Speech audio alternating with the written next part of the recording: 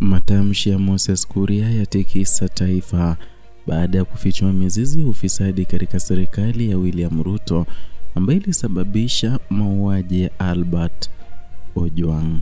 Ujambo na karibu kwa taarifa zetu za Kenyascope na kumbuka kusubscribe.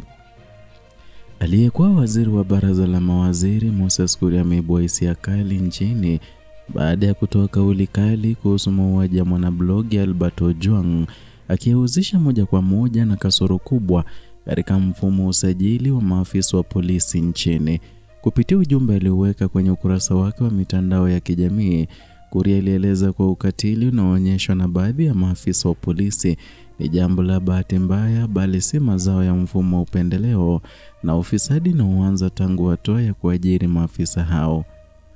Kauli imezua gumzo kubwa kitaifa, huku Wakenya wengi wakichangia mjadala kuhusu ukweli uliofichika kwa muda mrefu kuhusu mchakato wa kujiunga na jeshi la polisi.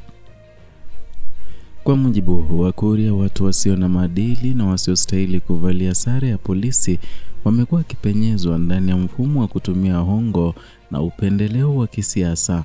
Uchungu wa wazi kutoka kwa mmoja wa viongozi waandamizi wa zamani wa serikali umechochea mijadala mikali mitandaoni.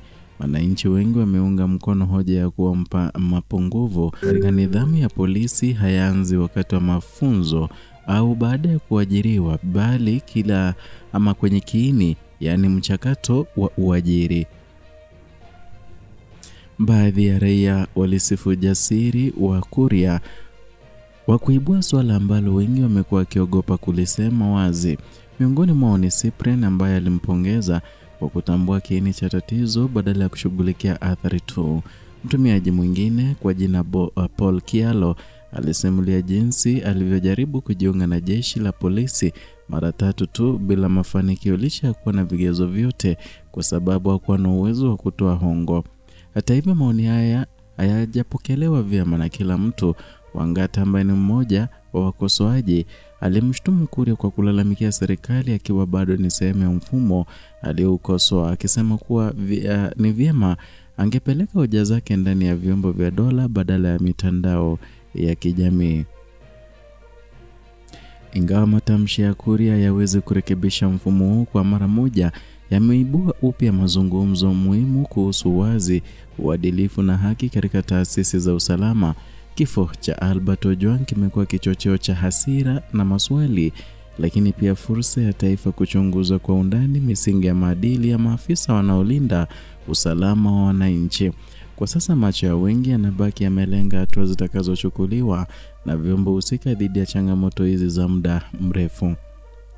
Wengi wa wanasiasa na wachambuzi wa kisiasa wamenyosha kidole cha lawama kwake Moses Kuria na kutathmini ni kwa nini alizungumza haya, na kiwa yeye ndiye anapea nasaha Rais William Ruto na vilevile kwa mambo ya kiuchumi, lakini hajawahi mwambia kuhusu ufisadi ambao umekolea katika serikali yake.